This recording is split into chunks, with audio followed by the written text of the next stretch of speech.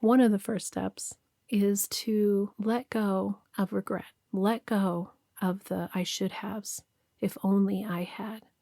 Be in presence right now. Allow yourself to grieve the relationship that you didn't have, the job that you didn't have. Allow yourself to feel those feelings. It's not about pushing those down. But we're not going to live from that pain. We're not going to be in a state where that is the definition of who we are. And so now our life is like this. Every day, you get to make a decision. Who am I? How am I connected to my higher power? What is the best for me? What is my highest good? How can I translate out into the world my best self? How can I live from my best self? My name is Reverend Rachel Harrison, and this is the Recover Your Soul podcast, a spiritual path to a happy and healthy life. I started Recover Your Soul after having profound changes in my life from my recovery of alcoholism, control addiction, and codependency. I was guided to share the tools and principles of spirituality and soul recovery to help others transform their lives as mine was transformed. For us to overcome external circumstances, we must first turn the attention to ourselves, focusing on inner change. Positive results in our lives will follow. Welcome back to the Recover Your Soul podcast. This is Reverend Rachel. Thank you for joining me today. It means so much to me that you choose to spend your time here. And if you're new to the community, welcome to this amazing community that is growing. I hope you'll also join the Facebook group so that you can connect with more people. There's information in the show notes to connect with that. And if you're coming back, it just is such an honor to me that you continue to show up into this place. And we are doing our soul recovery journey together. In this episode, I wanted to talk about regret. And I wanted to talk about that feeling that we have that's like, man, if I had only done this, if it had only looked like that, if I had only changed this one thing, if I had only regret. And I know that for many of us, including myself, there is regret in our lives. And how do we deal with that? How do we open up to that? How do we work on forgiving ourselves for the choices that we made at the different places that we were in our life? How do we let it go? Rich and I just got back from our road trip that we just took to go visit the boys just outside of Las Vegas, Nevada for one of Bodhi's races. And we had a great time until it wasn't great. And it made me really think of this part of us that has regret. And what ended up happening was on the last day, he came off one of the jumps and came down, and not sure what happened, but he flew forward and he broke his collarbone. And immediately someone yelled to me, "Mama Rachel, Bodhi's hurt." And Rich and I just went into our thing that you do as parents of taking care of a kid who's hurt. And it's been a long time since I've been around either one of my kids with that kind of an injury. You know, Rich had his finger cut off last summer, so I went through that. But I observed myself go into that place that you go into where you just, it's like super hyper focus funnel, make sure that everything gets done, no emotion, take care of the situation. And we ended up going to 2 ERs, thinking that we were going to get him to surgery in the second ER, and spending the whole day with him. And, you know, ultimately, I am so grateful that we were there. You know, you don't want to be with your child getting hurt. We wanted him to have fun. We wanted him to win the race, and he was winning, and we wanted that, but that's not ended up what happening. But I'm so grateful that he hasn't been seriously injured since he started this sport. And if he was going to do that, at least we were there, and at least he wasn't too far from where he lives, and everything's going to be okay. But I found myself, as Rich and I were driving home, in that place of, if only this had been like this. What if this had been like this? If only. And it was all the pieces of it. Not only was it Bodhi saying, I meant to go switch out to a different board. If only he had switched out to a different board, maybe that wouldn't have happened. If only there had been, I don't know, some circumstance that would have made it be different. all the way to the parts where if only we had known this, then we wouldn't have gone to 2 emergency rooms. We would have only gone to 1 emergency room. If only we had known this was going to happen, then we would have done these other things. And I watched my mind spin in the regret and the way that we beat ourselves up for how, when we look back on the situation, that we wished that we would have done it different. As Rich and I were driving back to Colorado on our long road trip of 12 hours, so you have plenty of time to think, I found myself going back and thinking a lot about the regret of my life.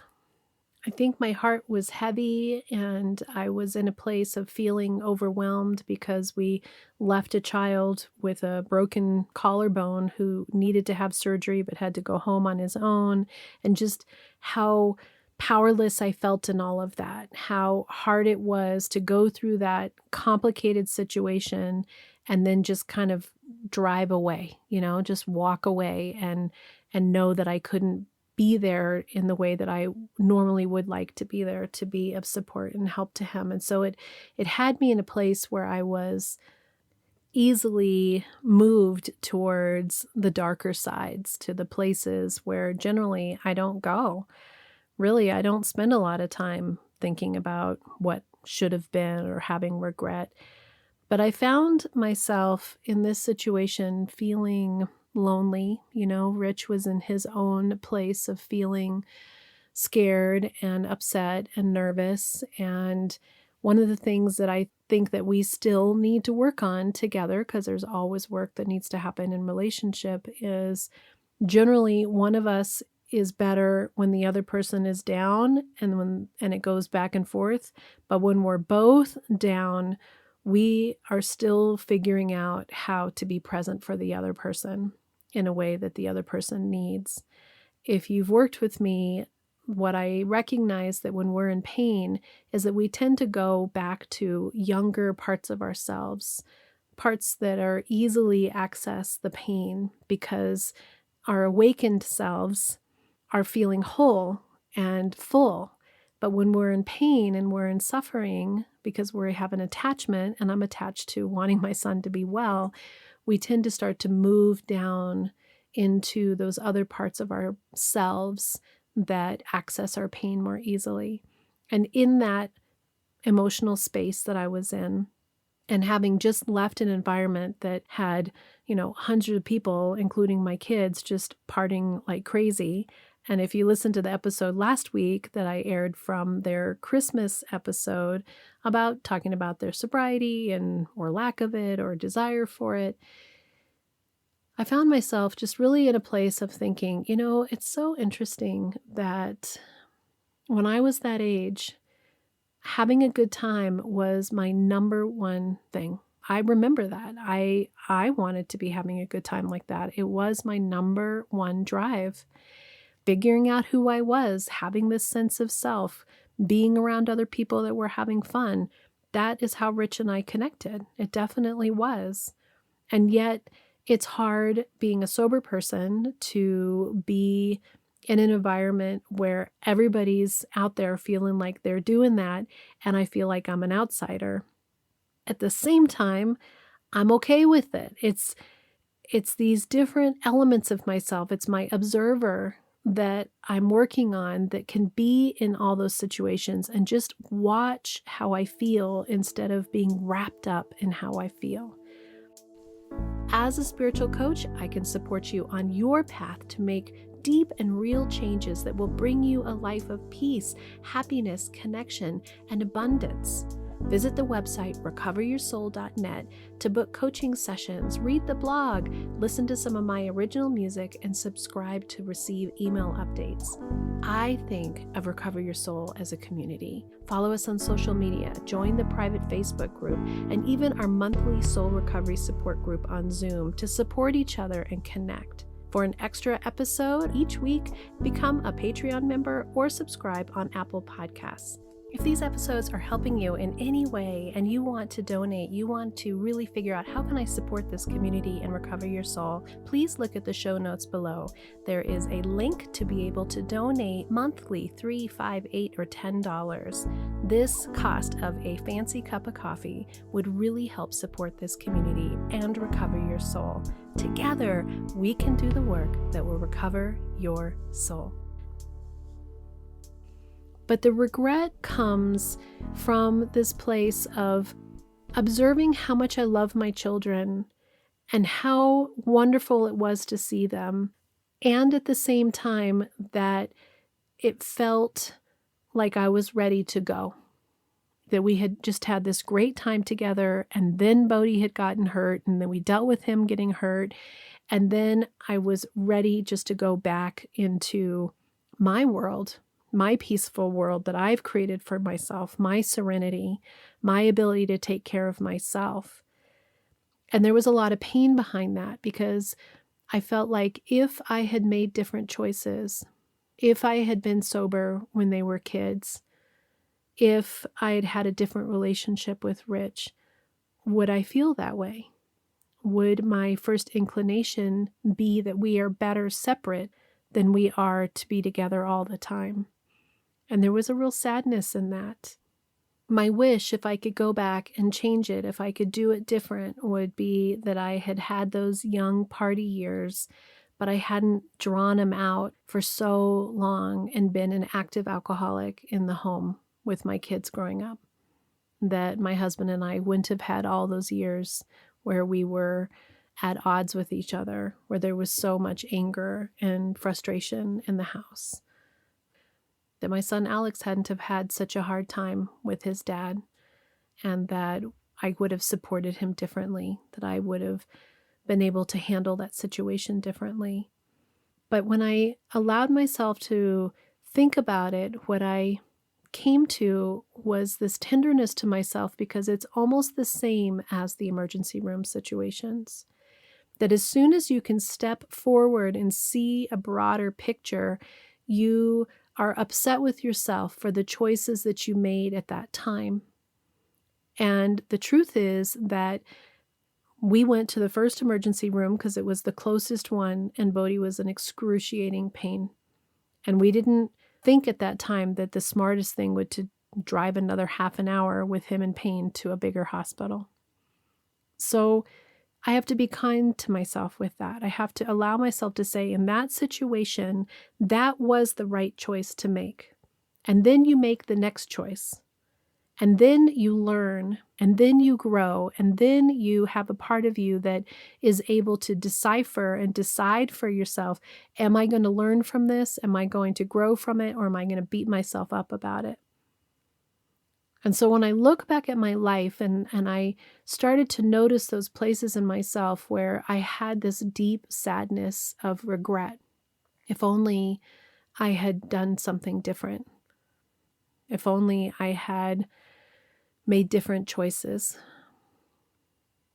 And I allow myself to go back and touch those tender parts of myself that says, at that moment in your life, that was the best that I had to do. That was the best I had to offer myself.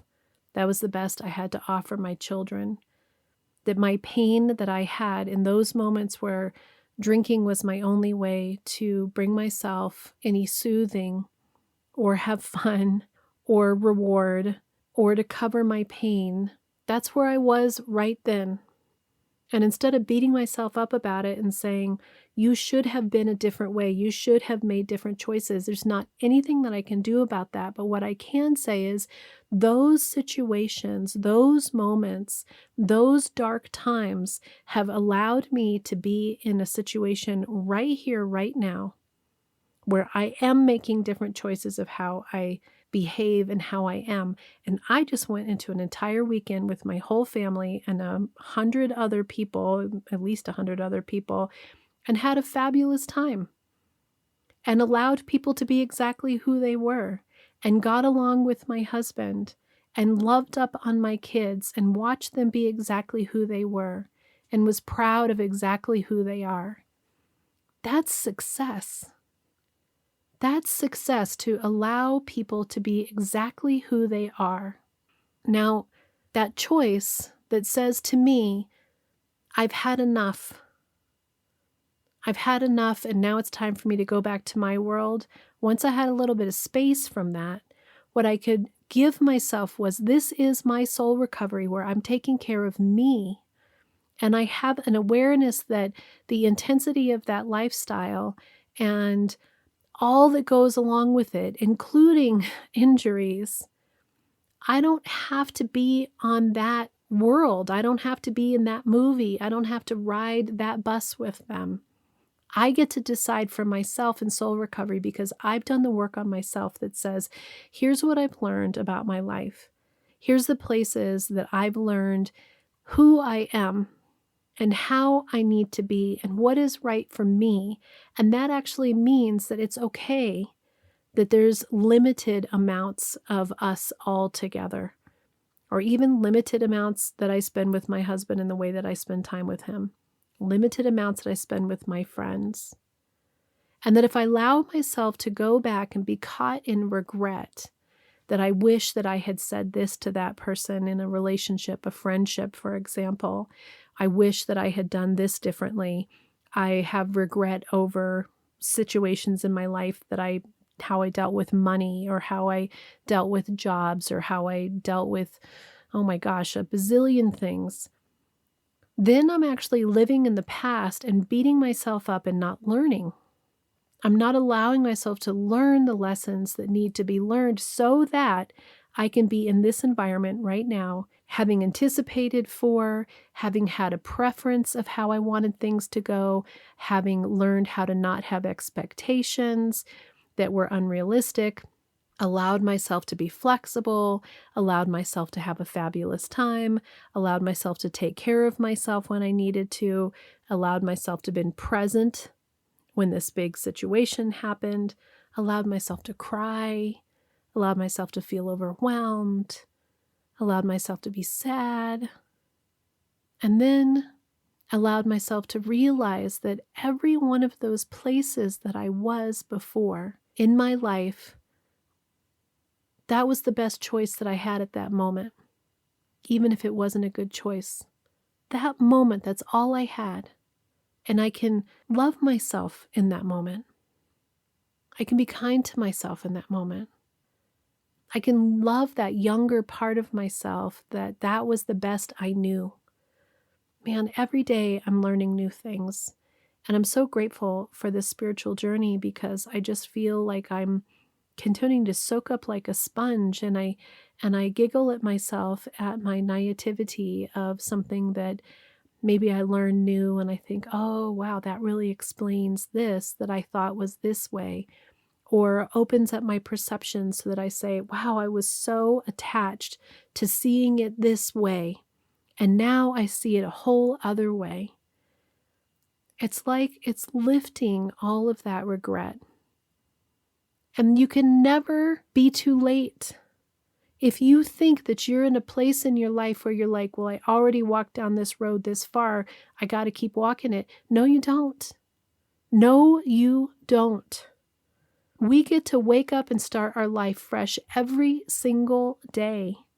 And every day that we think that we have made this bed and we have to lie in it, you are not giving yourself the incredible credit that you deserve of a life that you have lived that is supposed to be for your betterment, that is supposed to be for your learning, for your soul. This is your soul recovery, to have the life that you want for yourself.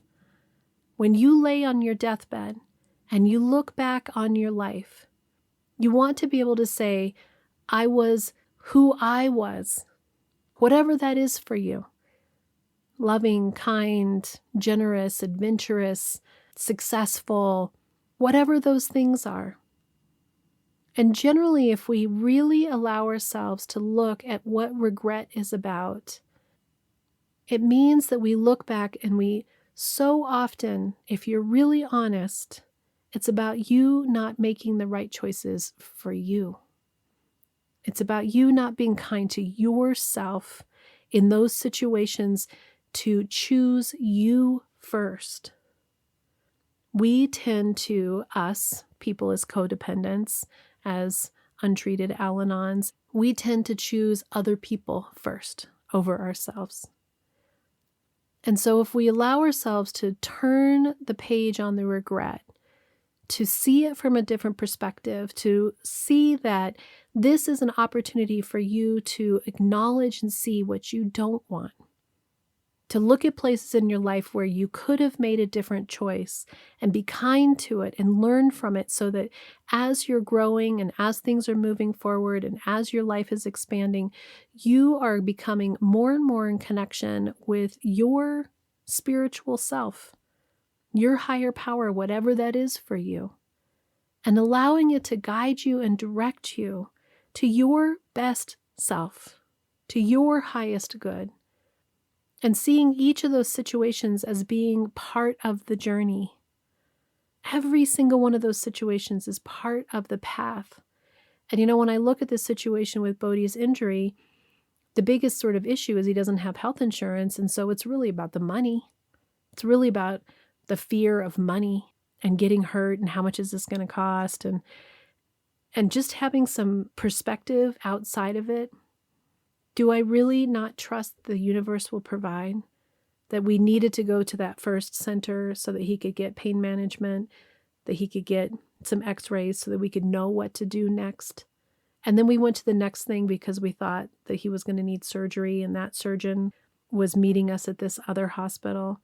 We did the steps that were the right steps for us, that were required for us to get from one step to the next. We got to the next hospital, more pain management. The surgeon took a look at the x-rays and said, you actually have more going on in there. It's going to have to wait. How would we know those things? And now we know. So instead of us beating ourselves up and saying, oh, you should have done it this way, or why didn't you do it like this? What if we let go of the perfection? What if we trusted Source? What if we trusted ourselves? What if we were kind to ourselves and just said, in each one of these moments, this was a choice that I made because it was part of a patterning. It was part of an old belief. It was part of a way that I saw the world. It was part of fear. It was part of what made sense at the time. But I'm ready to move out of those old patterns. I'm ready to make choices that are different. I'm ready to be kind to myself. I'm ready to see immediately, if I can, like I did with Bodhi's accident, that I can forgive myself, that I can step out of my panic and my fear and my immediate self-doubt and say, yeah, of course, that's how that went. Of course it did. That's how it was supposed to go. And everything is working out for its highest good. And here's what I learned. And next time I'll know to ask these other questions. And next time I'll be more wise. I can't be wise without all these experiences.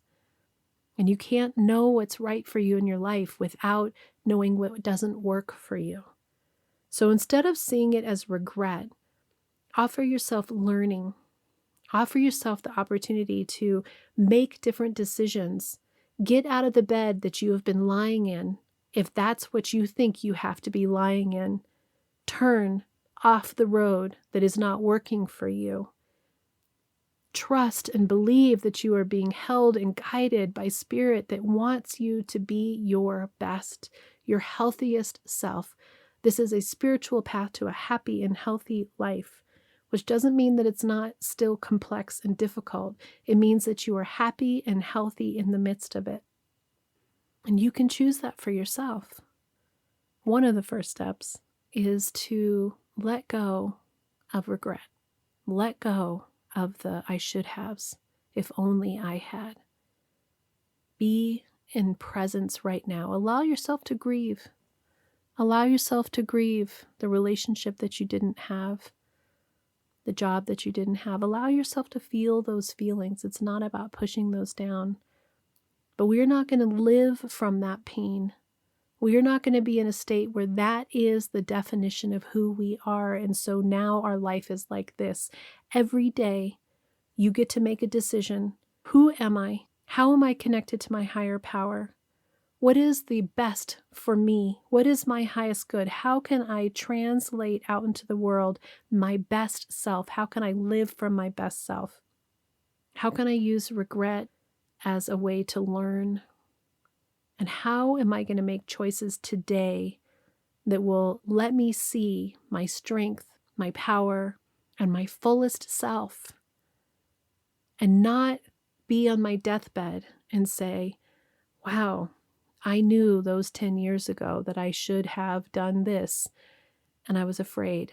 Step out of your fear and into your strength. You can do this. You can do this. Until next time, namaste. Are you wondering, how do I go deeper on my soul recovery journey? Or how do I support this great podcast? Well, here's your call to action. If you're ready for real inner change and would like to work directly with me, visit the website and book a coaching session. I'm here to support you on your unique path. I'm here to help you let go of the past, to deepen your connection with higher power, whatever that is for you, and then to discover and step into a happy and healthy life of your making. You can also become part of the Soul Recovery community. One way is to join the support group. It's the first Monday of every month. It's on Zoom from 6 to 7 p.m. Mountain Time, and you can register on the website and get your Zoom link. It's the same link every month. We are also on social media. Of course, there's Facebook, Instagram, TikTok, YouTube, and now even Insight Timer. Yes, lots of ways to connect. There is even a private Facebook group that will allow you for more communication and conversation about soul recovery with your community. If you would like an extra bonus episode every Friday, you can become an Apple Podcast subscriber or choose your tier level of giving on Patreon. I'd also love all the listeners to subscribe on the website so that I can keep you informed on what's going on with the podcast, the community, with me, and anything that's up and coming and new and great about soul recovery. Also, if you just take a little bit of time and give me 5 stars, a quick review, share the podcast with friends and family, make sure you're subscribing however you listen to the podcast, we're helping even more people to have soul recovery in their lives. If this podcast is providing you spiritual nourishment and inspiration, thank you for going to the website, pushing the donate button, and giving whatever feels right to you. It means so much to me because I have this mission of sharing soul recovery with the world, and your donations, your bookings, your subscriptions, everything that you do to be part of this community is making all that happen. Together, we can do the work that will recover your soul.